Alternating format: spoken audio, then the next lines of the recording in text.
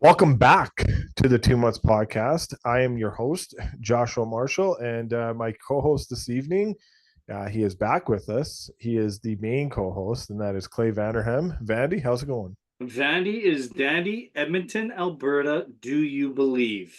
Yes, Oil country, do you believe? And that's what it's coming down to, that's the title of the podcast. That do right? you believe, Do right? you believe?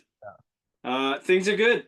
We're winding up spring sports, so inline lacrosse, and they just cram everything in, try to get it done before July, I think. But it's been busy, yeah. So, yeah, looking forward to getting into the summer and the swing of things and winding down a little bit. Yeah, yeah. No, And it's you, how are you, buddy? yeah, no, good. Things are trending in a really good direction, I Good. guess. I'm better now than I was probably before, and going to Mind Buffs every Saturday, getting my counseling done is really good. And that's I do a Tuesday night check-in, and I do a in-person session and on Saturday, so that's really awesome. And church was amazing yesterday, and so that was really good. Got to connect with my pastor more, Pastor Brett. And he just came off surgery for a gallbladder infection. Oh boy.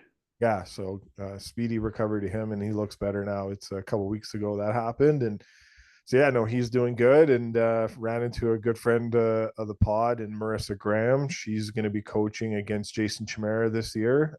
So she's got her own group of a group of teams that she'll be working with out in Red Deer. So yeah, great to see her, catch up with her. So she's an amazing person, and So what level's that? You is that U18? U18, yeah, U18 triples, I believe. Yeah, So she'll be coaching again. Kimmer, he'll have the pandas, I assume, He's going to have.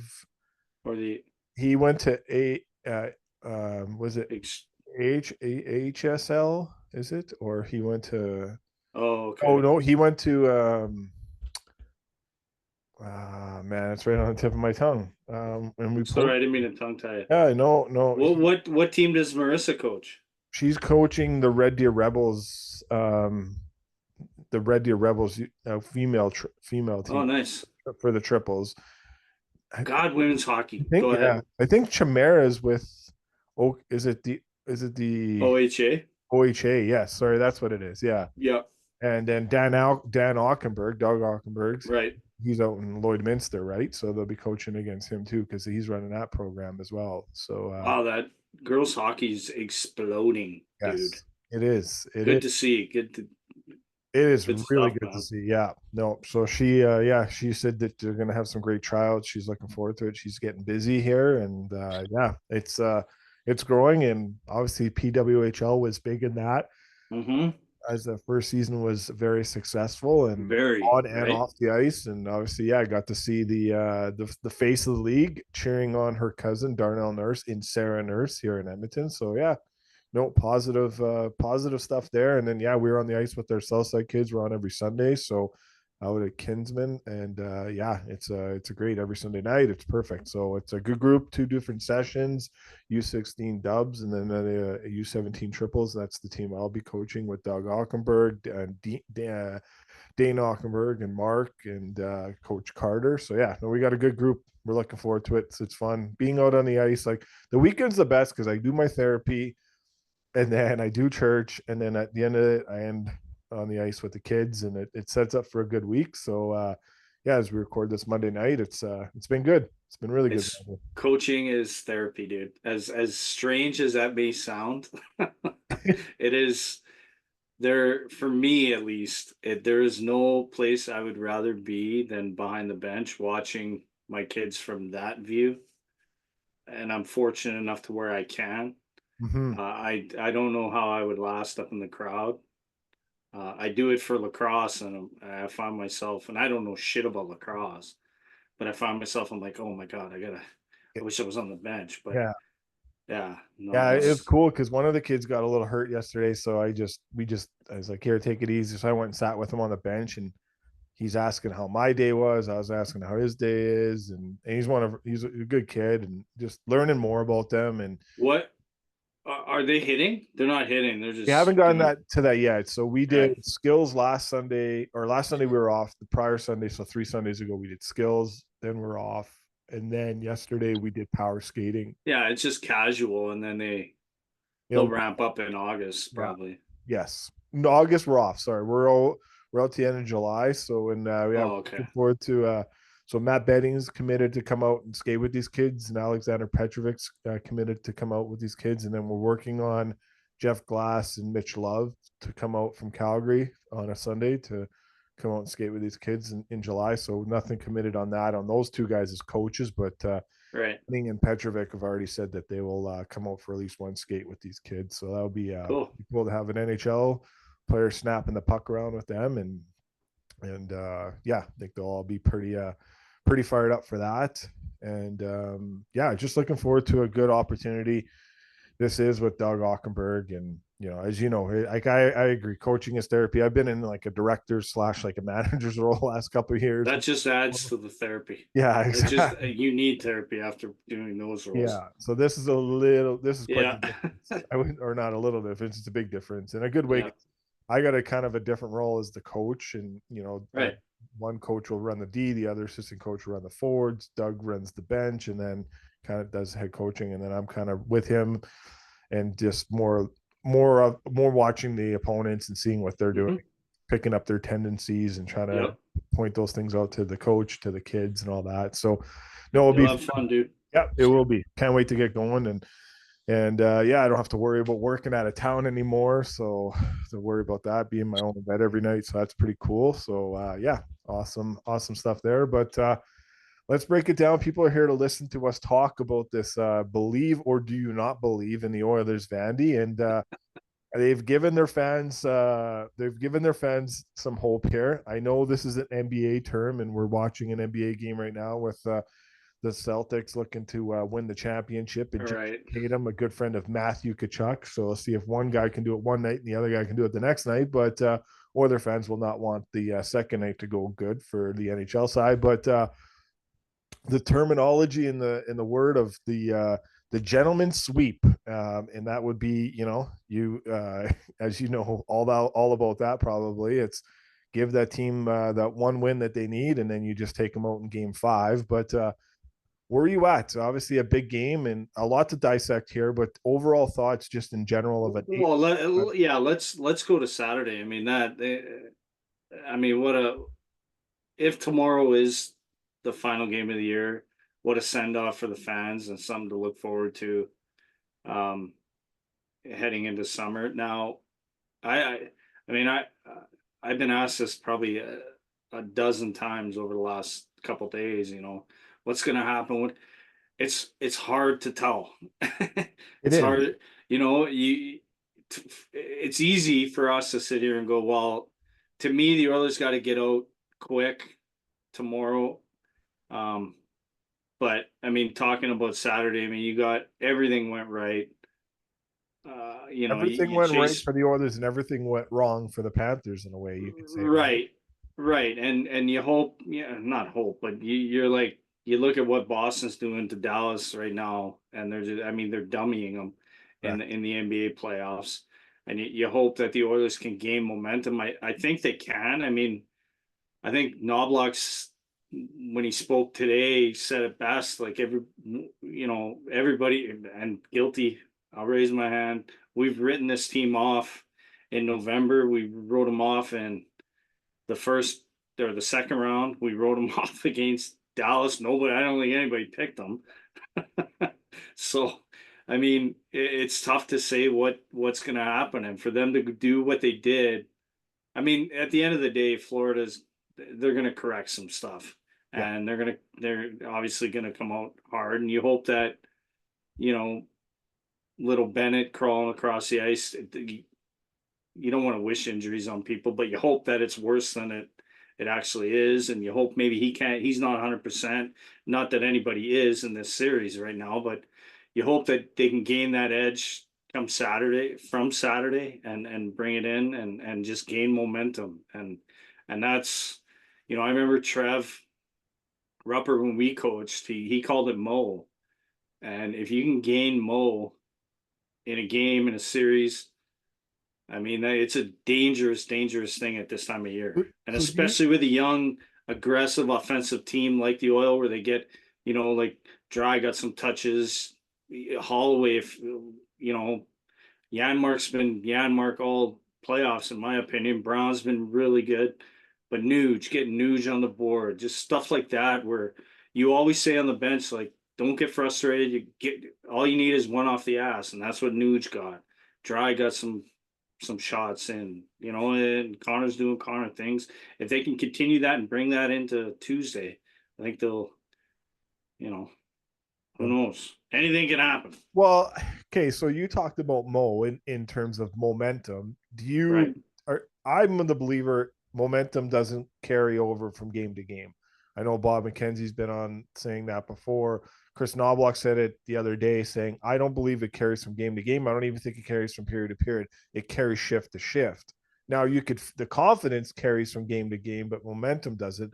But as a coach, Vandy, where you stand on momentum carrying from game to I game? did. Well, I disagree with that. I mean, you just take in point the last four periods of this series, Well, the whole and series in general, like they've gotten to Bobrovsky, they obviously got the shutout in game one, but over the series, are we seeing the Bobrovsky where it was like, hey, this guy can be a Vezina goaltender, but then he can be your backup goaltender in a heartbeat. Like he has that reputation where he does have that yeah, reputation. I mean, he brings it on. We don't. He does.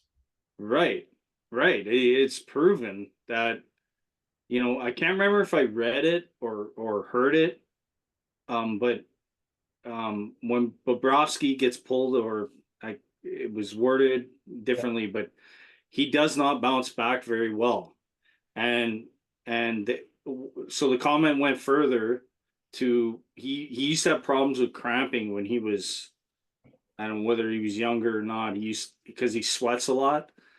And so anyway, that would be his way of pulling, not saying he's pulling the shoot or anything like that, but that would be his way of, he's struggling to where, you gotta pull him, and look, Saturday, and we all know that was a mercy pull, and they knew the game was going to get out of hand, as it did, as it already was. But it was time to give him a break. But um, statistics or prior history for Bobrovsky have shown that he doesn't bounce back from games like that.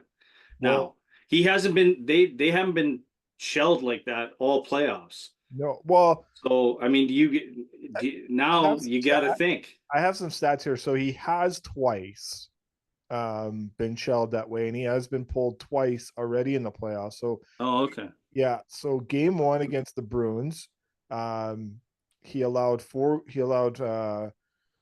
goals on 28 shots. So he had a save percentage of 857 and a goals against 414.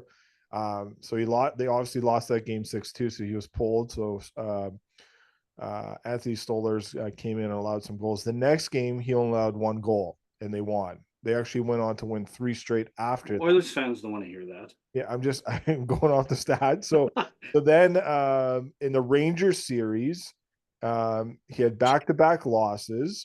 And so they were down 2-1 in the series against the Rangers. So they won game one, again, got a shutout, just like he did in the first game against the Oilers. But then he lost the game, or allowed two goals. And then the next game, in game three, he allowed 5 goals on 23 shots and a save percentage of 783 and a goals against the 469, Right. and came back to win and close that series out. He actually went on to win 6 games in a row after that. So when he got shelled and got pulled against the Rangers in game three, he went on to string the next 6 wins, and his last loss was this loss he got chalked up for in Well, game four. So he, in the next game, he allowed 2 goals, right. So but that's just playoff history. I'm not discounting. You are right. In the regular season, normally what happens is when he has a bad game, it spirals into a bad 10-game stretch for him. Not necessarily loses every single game in Right. stretch, but he loses the net. And when he gets back in, he still loses, and then it finally comes back. So the window for this opportunity, there's only 3 games possible. There's only 3 guaranteed games left, if the Oilers extend. There's no more games after, as we know, like that any hockey fan will understand. It's a 7-game series, it's not a 11-game series. So That'd be awesome. It would be, I guess. It could take this thing into July. But my thing is I don't like this is and I agree that this kind of comment, like, do you think the Oilers got to be prepared for a Ross Colton, Yanni Gourde type of game? In meaning, like, when the Tampa Bay Lightning won their Stanley Cups, when they beat Montreal in the bubble, they won 1-0. It was a Ross Colton game winner. And then when they won against their previous Stanley Cup run, they won. The Yanni Gourde scored a game-winning goal, and they shut out two. So it was a 2-0 win, but Yanni Gourde got the game winner. There's an empty netter at the end. So I think this game tomorrow, or which will be today when this podcast comes out, I think this is a close game. Like, oh yeah, I'm 1,000,000%. I think you can agree to that too. The Oilers. I mean, to answer your original question, yeah, I disagree. I think momentum can carry over game to game. Okay. I think right now, as it stands, as we're talking, the Oilers have momentum in this series. Now, what they do with it is another. Do they go out and try to run and gun again? You're not going to do that heading into what we're going to talk about now. I believe that tomorrow is going to be, it'll be an overtime. You know, Oil got to keep it close. But what I would be stressing to my guys is you got to get that first goal. And look, this can work the other way too. If you don't get that first goal, you could, you just watch that bench sag. But your mindset heading into that game is, we got to get that first goal. My inkling tomorrow night is the first TV timeout. Who can score first, if anyone could score first before that first TV timeout, which is the 13-minute mark of the first period, because it's 13, 9 minutes, and 6 minutes is when they do the breakdowns there. Now, Dan O'Rourke, and I don't play into this, but it is interesting. Dan O'Rourke will be the official for this game tonight. He is 15-0-1 in his last 16 games reffing the Florida Panthers. So the Panthers are 15-0-1, and didn't he ref Saturday? He didn't. No, that was Johnny Bear and Chris Rooney. So he'll be with Steve Kazzari tonight, and he is 5-0 in the playoffs with the Florida Panthers too. So what does that mean? I don't get what that means. It's just a record dating back the last 3 seasons, right? Like, so what, he calls more, like, no, it's not even. Who the fuck keeps track of these stats? The scouting refs on Twitter. They keep it up. Like, it's crazy. Like, it's like there's some good ones out there. Obviously, the Oilers have a bad record with Steve Kazzari as their referee too. So, but I don't really believe. Like, I know, like, hey, my phone blew up as soon as that Nurse and Bennett hit up, and it was like, this is effing rigged. The NHL, Gary Bettman's there. He's blowing down to the refs, like 5-minute major, all this, and I'm like, calm down. Hey, I thought I was the only nut bar in the rig comment. There are, like, I was talking to a dad on Saturday at lacrosse, and he goes, he was happy. He was watching the game. We were watching a lacrosse, a junior B lacrosse game, and then he had the game on. And he's like, all my buddies think the NHL is rigged. I'm like, what do you mean all your buddies? He's like, every one of them. I'm like, what? Yeah. I'm not a believer. I won't go down that route. I know, but it got me thinking. Well, there's ways you can think about it. I get it. No, I know, but the way analytics go, you can turn any analytic or data into, well, it's Steve O'Rourke's reffing. It's rigged, or Florida just wants to win it at home, and I'm like, come on. Yeah. Keith Tkachuk and his family would not have flown into Edmonton. No, there's over 300 family and friends that the Panthers brought in this game.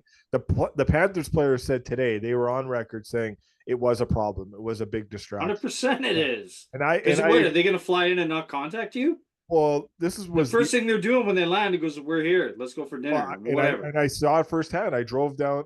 Friday night, I was downtown. I was strolling down, walking, everything, and Shania Twain was doing her rehearsal from, like, I think it was like 7 o'clock to 8 o'clock. There's no, like, where she was performing on Saturday. she was out late at night doing a rehearsal. She was on stage. So I drove by the arena, and as I drove by, I saw our friend of the podcast and Mike Benning, Matt Benning's brother, and every single Panther player was out on the street watching the concert when they were with their families. Like it was like the Brady's were there, the Kachucks were there. Like it was not all of them. I think some of them flew in earlier that morning, but it was it was a herd of Florida Panthers family and friends members and stuff like that. Like at least I saw like it was a lot of people. Like obviously some of it could be team staff. I don't know every single person individually, but they were broken into their different groups. They were FaceTiming, they were on their phones, they were trying to get a glimpse of Shania Twain on the stage. It was even big for the Panthers players the night before as it was big for the other players. And we saw Shania Twain came back, and hey, if this game goes to game 6, Shania Twain's coming back. Daryl Cates is fighting that bill and saying, "Get back there." She has no choice to, but and a good luck charm. But anyways, I just thought it was interesting, like in that they came out today saying it was a distraction, and it was obviously it's hard not to, as you said. Like, well, and you hope. I mean, that's one thing. Maybe it could be a distraction. What are they going to do? Keep everybody away? You can't keep families away. No, when they're excited about it. They're gonna find a way to get to the game. You tell me the Kachucks aren't gonna be in game 6 or 5? Yeah, tomorrow they're gonna be there. There probably will be. I know Brady was on with Friedman and Amber before the game saying this is the last hockey game I'm gonna watch live. Yeah, he did say. I heard that. So, he did say that's bullshit. Yeah, I don't know if I think we know he'll be there for the next game or this game tonight, regardless if they win or lose. Or he'll be sitting like at their after party or could whatever, be. Yeah. But yeah. But anyway, I don't know. And at the end of the day, hey, it's going to be a good game. I think it's going to be close. I'd be surprised. Okay, I want to get to another thought on this. You were a coach. You understand the game. Don Cherry always said this. I bring this up because I believe in. I think what Don Cherry is a hockey god in a lot of ways. He's great at what he did, and in every way, he's a hockey god. What's that? In every way, he's a hockey. Yeah, that's what I mean. Like just everything that he did was awesome, but he was a strong believer in this. You do not blow out a team in the playoffs. You do not show them up regardless of the fact. And I understand it's okay. It's like, well, what do you tell the Oilers not to stop scoring? No, it's the game was the game. It is what it is. I get it. But at the end of the day, but I date it back to like in game 6, 06 cup run, Oilers win 5-0. They lose game 7 in Carolina. Do you think any motivation is it's hard to say motivation because there's a Stanley Cup right in front of you if you win, so that should be your own motivation. But where are you at with blowing a team out, and then the next game that team that got blown out will use that and be a lot better? Like, do you think that's a good thing or a bad thing? Yeah, because Don Cherry's didn't like it. He hated it. He's like, you don't do that. Well, then, yeah, I mean, and I don't know how you get away from not doing it. Yeah, it's a different game than when Cherry coach. So you want kids are built different, and by kids I'm talking even Connor and Leon. They want their touches. They want their give me. I mean, look, this team's been snake bitten for aside from game 2, they've been snake bitten and robbed by a good goalie for 3 games. So if you can pump 8 past a team where you've only scored 3, 4 in the first 3 games, then all the better. Because I mean, back in the day, you could send out a guy like Johnny Busick or whoever. You could send guys out to run a guy and try to do what Tkachuk was doing. You don't have those type of players anymore, so those guys don't have to worry about that. Yeah, and that's part of what I believe Don Cherry was talking about is I didn't like to run teams because they could have went after whoever their stars, right? Rick Middleton, whoever it was on his team. I don't even know if he even played them, but anyway. Yeah, like he could have went after those guys will go after, and they were out there to kill you. Like hockey's different nowadays. Yeah, hockey, they don't like who from Florida is gonna.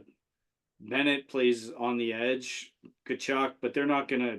Ryan Longberg's in the lineup tonight. He's going to play on the edge. So like, will he be over the edge? I don't know, but he's going to be playing, Well, making lineup that's the changes. thing. But there's no top guy. Like nobody's gonna jump anybody No, or I don't believe in the or. fighting thing. I thought it was interesting, like, But 'cause, back then you could do that, yeah, and it was an eye for an eye. So it was like you beat us 8-1. Well, let's just say the first shift next game we're gonna go, yeah. and it may be a line brawl. But nowadays, nah, the kid, you need the like Holloway, McLeod. I thought I Broberg to me is like turning in. I think we're seeing the evolution of a pretty damn good hockey player. And they were patient with him, and he was patient Right, with them too, right. right? So he was. So I mean, you don't have those type of players anymore. So if you can get these guys their touches and get them their feels and get them the confidence that, hey, just because it's Stanley Cup final doesn't mean shit. Like, Yeah. it's just another game. I know it's cliche, but let's work on it one game at a time. And we pump them 8-1. Maybe we plant that. All you want to do at this time is plant that seed of doubt. And if you could do that even for an inch, and then tomorrow it's another, or It is. tonight, I It guess is. tonight. It is there if they lose game 5. It's there. I don't think it's there right now. I don't think the doubt is No, there. Or they're clinching or anything like that. I did agree with Fernando Pisani said, and obviously I know Fernando Pisani is good friends with Rupper and Brody, but in his fact of saying you coach 5 minutes and you play 5 minutes. That's how like going into game 4, he was on with Kyle right, Bacalsis. And right. he, I heard it. what's your advice on this? And he said, you coach and you play in 5-minute intervals. And Right. I thought that's exactly what they did. And it's like obviously that was the message going there. Can you beat Bobrovsky in this team 4 games in a row? It'll be the biggest collapse next to Roy McIlroy yesterday. Oh, that That will poor be, fucking guy. yeah. From his last putt, it took him 53 minutes from this putt to him being on a bird getting out of there yesterday at the Oh, US Open. But I don't know. That was a pretty big epic collapse. He hasn't won a major in 10 years. That might, I think 2011. He was a kid at the time. He choked away the Masters in 2011. But anyways, right. off topic. But in terms, if the Oilers come back, this will be the biggest collapse in professional sports history, and it'll be the biggest comeback in professional sports history. And I don't know, like we all seen how this Florida Panthers organization works when things don't go good, man. If like they won the President's Trophy, they lost in the first round against Tampa or the second round against Tampa. They fired their coach and they traded Huberto. Is like what are they Remember, like? This owner, he's a pretty crazy owner, and Doug Stifu is another owner. I have him on Facebook, and he's pretty straightforward too. He's like Vinny Viola and Doug Stifu own the Florida Panthers. I've had conversations with Stifu before, and like it is. You think the organization in Vegas is ruthless? Like it's pretty ruthless here in a way too. So they're well, you maybe not just as ruthless as Vegas. Vegas seems a little bit more, and that might not be the wrong word to say. It's just okay. Thanks for getting us to win, but we're getting on with you now. We're moving like Riley Smith. Anyways, I don't. It'll be crazy.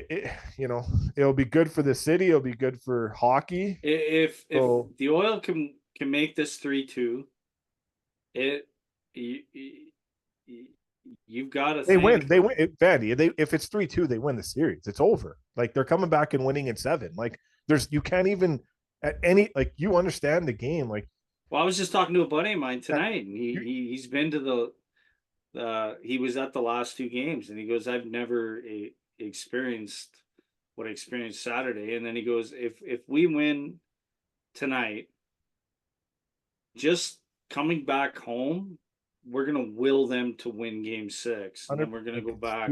two And days then off. now you got a team on their heels. And let's not forget what Nauber said about at the beginning of the series, the Buffalo Bills, right? He did say a couple days ago, I'm looking for the next 10 days. Right. Looking forward to the book that Zach Hyman could possibly write here too. Like there's just a lot. I don't know. Hey, I took flack. I took 87 nasty, in somewhat ways comments on my Facebook post the other day, and I normally keep off Facebook for my posts about the Oilers because a lot of my friends, which is Facebook and friends and it's family, man, did I have to block some people and delete some people. And man, and I left some comments up there today. I had a few phone calls, people checking in. Are you okay? Like, hey, I like the Oilers organization. I like the players. Like 90, like, I don't know. Fans, I'm on the waiver, and people are like, "Why do you cheer against them?" I'm a Toronto Maple Leafs fan. Why do I want to see the Oilers win a Stanley Cup? Like, would Toronto, like, if the Leafs were in the other position here, would you want to see the Leafs win a Stanley Cup? Probably not. Not every fan of would say that, but hey, I don't want to see it happen. So No, like if you're a I'm Canadian, the first to tell you I would not want to see the Leafs win a yeah. cup. So of course I like. Hey, like I don't like. At the end of the day, I really have no stake in the game. I don't The really. only team I would in Canada would be Winnipeg, Calgary, Edmonton. Yeah. Those are the only three teams that I would want to, Want to win a other cup. than the Oilers. Yeah. Hey, at the end of the day, like Or two. I'm entitled to kind of my opinion. Looks like there's already a riot in Boston. Didn't take long. But they just won the NBA finals, by the way. So congratulations to the Boston Celtics. They just showed a video. It didn't look pretty good. So hopefully everyone there is safe and okay. They're turning over an ambulance for crying out loud. So um, but yeah, we'll see. Hey, at the end of the day, if you're a fan of the organization or the team, yeah, you want to see them win. Obviously, I don't want to see them. I'm a Leaf fan. Everyone knows that listens to this podcast. I'm a Leaf fan. I don't want to see it. So, but yeah, it would be a tough situation too to Yeah, see. but you have an Edmonton podcast. You'd love to see it. Well, yes and no. I guess like it is an Edmonton podcast. I understand that, but you and Brody and Rupper represent the Edmonton side of the podcast here. So Oh, okay. I represent the East and the Calgary Flames in a way. So that's kind of I got to cover a little bit more other parts unknown or parts of that. But what I don't know. It was interesting. A lot of the Jeff O'Neill was pretty good today. He's like, you'd be pretty stupid. You wouldn't understand hockey if you think you're gonna blow a team out 8-1 again. So he's like, you would understand. Fuck. You would if That ain't happening. yeah, if you think that is happening, you don't understand the game of hockey one bit, one iota. So you just don't know the game at all. Just because you know icings and offside doesn't mean you know the game of hockey. Is what he said. So we'll see what happens. The end of the day, all they do, hey, we sit here on our couches, we watch the games, they go out on the ice and they play the game. And I would say that the Oilers are the oldest team in the National Hockey League. There's a lot of savvy vets. There's a guy that won a Stanley Cup. There's a guy that lost his last three cups, and Perry is lost. Does the Corey Perry curse continued, or does he end that curse? Ekholm's been there, Adam Henrique's been there. There's a few other guys on that team. Brett Kulak's been there before. It was weird. Someone on the broadcast said Oilers have 7 guys that lost the Stanley Cup, but I don't count 7 guys that lost the Stanley Cup. So like, Perry's lost one, Ekholm's lost one, Henrique's lost one. Listen, I forgot Kulikov played for the Oilers. And he wasn't, well, he's a funny guy, man. That guy's good on, like, you saw PK and Biz and all those, and Mess and RA, all those guys at that bar Bauer downtown. I didn't even know that place existed in 2016 here when the Panthers were here. I took them out they all came to my uncle's bar, Central Social Hall, and they're like, we got to go somewhere else. Somewhere else is a little alive. And Kulikov goes to me, let's go to Bauer. I'm like, where's Bauer? And he's like, you live in Edmonton. You don't know where Bauer is? So we went there. It was a pretty cool place. So, and it is a very famous watering hole for NHL players. It's kind of a low key kind of bar. It's a smaller place, So I don't know if you've ever been there, Vandy, but Never. it is a pretty good place. As you saw that picture with. I'm almost 50 years old. I don't go to bars. Yeah, I know. I don't go either. I worked to in them for 12 rinks. years, so I've done. I go to hockey rinks and I watch the game at home. Yeah. Okay. So predictions. Now we'll move on to some other things real quick. What's your prediction of this game? Do you have a score, outcome, or you just gonna say like does your heart say the Oilers want to win, and do you think the Panthers? Well, I mean, obviously I'm picking with my heart, and I mean it's gonna be a close one tomorrow. If the Oilers need to get that first goal, and they have twice in this series, right? One time they did and they lost. The next time they won. So Panthers have done the same. When Panthers have scored twice, they've won. We win tomorrow 4-2 with an empty netter. 4-2 empty netter. All right. I say Don't I do think it's it. just gonna be Don't a do it. close game. Don't do it. They punched their ticket. They win their first Stanley Cup, the Florida Panthers. I say like 2-1, 3-2 ish kind of game. I think it's a very tight checking game. You know, the power All plays. right. Enjoy the game, Yeah, people. exactly. The power play is better Bye. whatever it is. So bye. All right, let's do And everybody shut us off. everyone. Well, everyone wants to kill me now. So, but obviously for hockey reasons, you want to see the Oilers go extend it to a game seven. Game sevens are awesome. You know, the Florida Panthers have the next 2 to 3 games in their barn. So if that gets to that case, but yeah, I think if you get them to You um, gotta here's you my get Florida back on a bird out here, it's over. It's going to 7. And then anything is you've got them on their heels right now. And I wouldn't say right now. I I think believe you in got them on your game. heels if you score the first goal. That's when Yeah, and it's when they're like, yeah, oh you my got to god. get that first Yeah. goal. If they don't get that first goal, they're going to be in one. Yeah. Hey, they hit the post twice, and So then Skinner, we need you. yeah, you need Skinner to steal you one. Jamie McLennan said it today. The Oilers win game 5. It's like they need Stuart Skinner to steal you one, and it's been the whole conversation today. He has gotten better and better as the series has carried on. Also, the team has too. So, but man, you'll never hear the end of it if they win a Stanley Cup. But at the end of the day, we'll see what happens, and we'll dissect the things right after that, anyways. But okay, so Darren Dreger was on first up in Toronto this morning, and he said to Carly Koliakovo and Aaron Koronik that he believes, in his understanding and what he's hearing, is that Brad Treliving wants to extend Mitchell Marner to a contract extension. So, what do you think is more realistic to happen? Do you think Marner extends? Does Marner get traded, or does Marner play out the rest of his year in Toronto? So, 3 options. What are you? Where are you at? Where do you think what would play out here with Mitch Marner? Well, I think he's saying that because no, he's not getting any viable trades for Marner. And I think hey, everybody Darren sees Dreger what is good. Marner is. Yeah, Darren Dreger is good friends with Darren Ferris, the agent for Mitch Marner too. So believe that if Oh, you yeah. want. But I would assume he's probably getting some kind of information of that. But yeah, go ahead. Sorry, I cut you off there. No. I'm like, I mean, for me, I wouldn't. What does Mitch Marner provide to my team? The thing is, you can't win with players like that. Like you can't win with all 3 players the same way. You know, like obviously, and I'm not going to count Tavares because he's got another year left. But I guess in the last 7 years, 6 years, you can count Tavares. But they all play the same way. They're not a Matthew They're Tkachuk, perimeter. not a Leon Draisaitl. They're not that kind of, here, bring me into a fight. I want contact. I'll give you contact back. They're just not that way. So, and this will be the same problem in Edmonton in a couple of years because they're facing the same thing Toronto is. That's why a cup now and a cup next year in Edmonton is very important because in a different way and just in terms of, they're not the same players because they play. Obviously, we know with Connor and Leon, and obviously Connor beating Gretzky's record for the most assists in the playoffs. Like, I'm not discounting they can't perform. They can perform. I'm more talking about like if you're adding $34 to $40 million of salary to 3 or 4 players, it just isn't going to happen.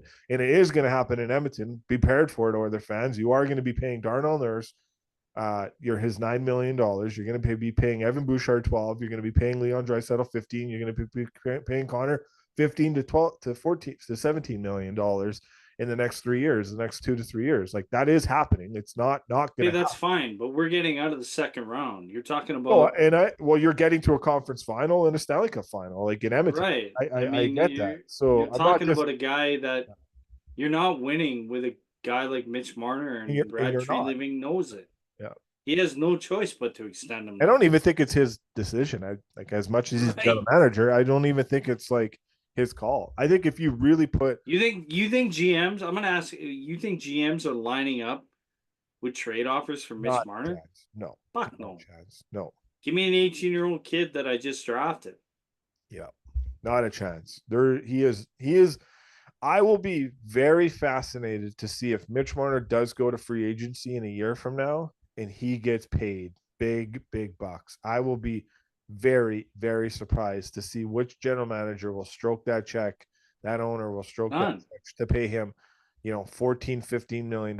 It will be very, very fascinating because if he stays in Toronto, the deal you in Toronto is you're offering him $11.5 million, the same as Nylander, because he's obviously not taking a discount for what he's getting now. Um, but yeah, that will be a Brendan Shanahan I decision. mean, Brendan yeah, Shanahan he's never scored 100 points in the NHL. Yeah, he's a 90-point guy. Yeah, he's a 99-point guy. Yeah. No, he can't perform in the playoffs. Not a chance he can perform in the playoffs. But also, you could say that for the rest of the players except Nylander. Tavares has been pretty good in the playoffs up until this year. Nylander's always performed. Matthews hasn't scored in his last 10 games in the playoffs. So, like, he gets a free pass because he scores all these goals in the regular season. So he still gets some heat. But yeah, I don't know. As a Leaf fan, I don't want to see him come back. But at the end of the day, that's my opinion. And Mitch Marner, yeah, he's coming back. So, but he's your coming back. Darnell Nurse, man. Yeah, he's coming back, and he's going to get paid because that's exactly what Brendan Shanahan will do. Fuck, they're going to give him 12 mil, 11 mil, probably. Oh yeah, yep, for sure. He'll get the same. God. The low end, he's going to get the same deal as Nylander. Full no move, 8 years, $11.5 million or 12, all day long.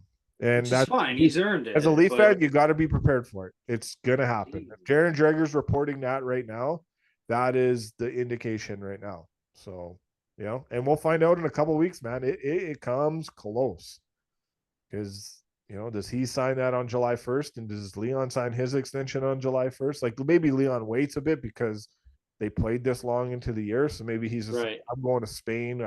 Because he has a house in Spain.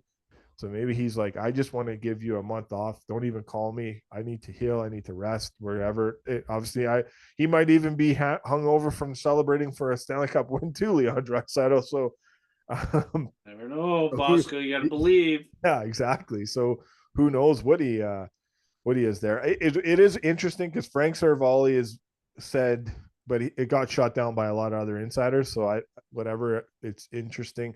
He said that Bouchard, McDavid, and Draisaitl have already committed to signing here long term, and a bunch of other insiders said there's no chance that's happening. Like, their goal right now is to win a Stanley Cup. They're not talking about signing extensions in the middle of a playoff round. So, I don't. Frank Seravalli's been wrong before, and there's NHL agents that have come out very adamantly and said this guy is not the right information at all. So, anyways, that's besides the point. We'll see what happens on that. Right.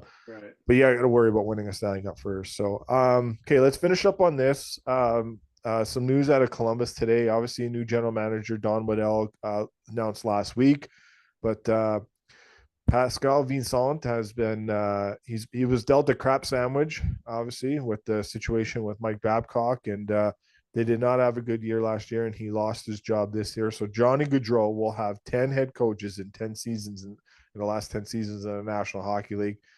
That is not a stat or anything you want close to your resume at all. But what do you make of this situation in Columbus, and who do you think should be the next head coach for the Columbus Blue Jackets? Eddie? Well, so the first thing that comes to mind when I heard that was Nuge. I mean, Nuge has had quite a few head coaches. Correct. Yeah. Been in the league a little longer. I think Nuge is more of a versatile player than a Johnny Gaudreau. Johnny Gaudreau is one-dimensional.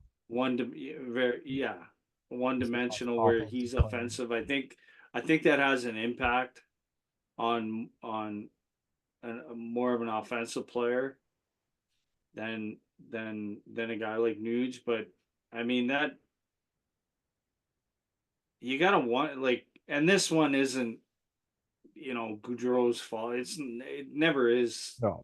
Gaudreau's fault. He's been plucked into situations where I never understood why he wanted out of Calgary.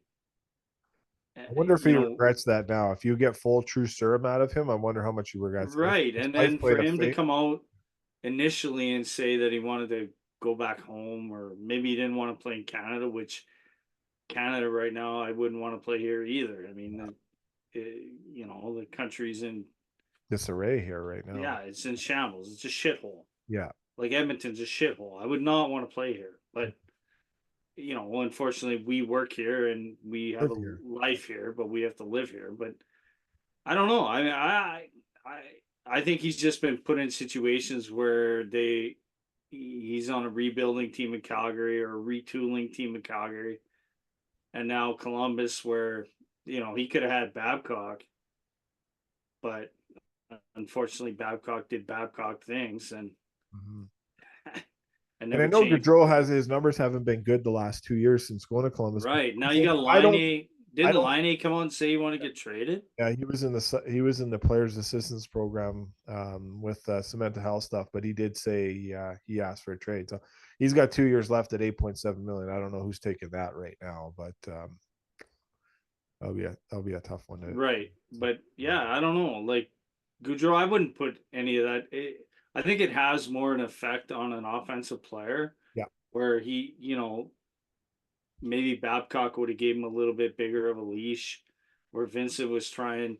Because make no mistake about it, when you come in, you're trying to A, get wins, and B, you're working with what you got, and Columbus really isn't an offensive juggernaut, yeah, so you're asking a lot for an offensive kid to all of a sudden change his stripes and no, we need you to come back, and because it takes a while, as we're seeing now with Connor and Leon, you got to come back and play that 200-foot game. hmm Whereas maybe Goudreau doesn't, he's not ready for that yet. You can't just come in and go guns a blazing and, hey, we need you to play D. You gotta work with him a bit, massage him a bit, and yeah, get him believing the what's in it for me mentality. If you do this, this will happen. correct. Yeah. Yes, I agree. All right. Okay, let's finish up on that. Let's enjoy a good game 5 and let's see what happens. And maybe LeBlumba gets played one more time and we'll see if these guys can push to a hard game 6 here back in Edmonton. I think Friday night would be believe that Yeah, would be. So it'll be Friday. yeah, but it could be electric atmosphere. Man, Empty Netters and the Spit and Chicklets podcast, they had a hell of a time here in Edmonton for a few days. It was, man, Who's the Empty Netters? a couple guys out of California, I believe. Power Brothers, I believe they are. Just two guys. Why? What happened? No, just like this, like because so that there's the special suite Harrison Cates gave those guys like the So they podcast. were in Uncle Daryl's. No, they weren't in his. So Daryl Cates has his. They call it the Summit Suite, and that is up above where Daryl Cates is. It's really, really high up where the big glass is. So they had like Yeah. sushi there and everything. So no, Daryl Cates apparently doesn't sit in there. He actually sits in his box, which is center ice, right behind the Oilers bench slash. Well, I thought it was one big It is one that suite. that is one big suite upstairs, but it doesn't really get used a lot. But Harrison Cates gave that suite to both those podcasts, Oh, that was nice of him. and they were at his place playing ball hockey the in the morning too the other day, and they turned the ice into a blue surface, so they're playing ball hockey, and What a all the Black life. Aces were out there too playing ball hockey too, and then they're playing basketball after. But yeah, they were all over the city having a good time, every bar, everything. So yeah, we'll see if those guys make it back. They've obviously made it to Fort Lauderdale, and we'll see if they make their trek back here. That was a pretty cool clip of Biz choking out those two fans and Whitney getting fired up. But yeah, Biz was over at Shatified. He took some content there, and yeah, we'll see see what that stuff is. And yeah, good on them. But yeah, this will be a fun series as it has been right now. And maybe it doesn't deserve to be 3-1, but it is 3-1 at the end of the day. And let's see if it get pushed to It is what it is. You gotta push through. Yeah. All right. Okay. Well, Vandy, anything you want to plug before we sign out? Nope. Nope. Okay. And I don't either. So everyone take care, have fun, enjoy the game. We'll chat with you guys later in the week. We have NHL agent / NHLP agent Elaine Waugh from Roy Sports Group on with us on Wednesday night. That interview will drop on Thursday morning. So Vandy, if you're free Wednesday night, I'll let you know. But yeah, so Elaine Waugh has been on with us before, so we're going to break a lot of things down. If you guys want to get some questions for that, fire us a DM and let us know. So take care, everyone. Have fun.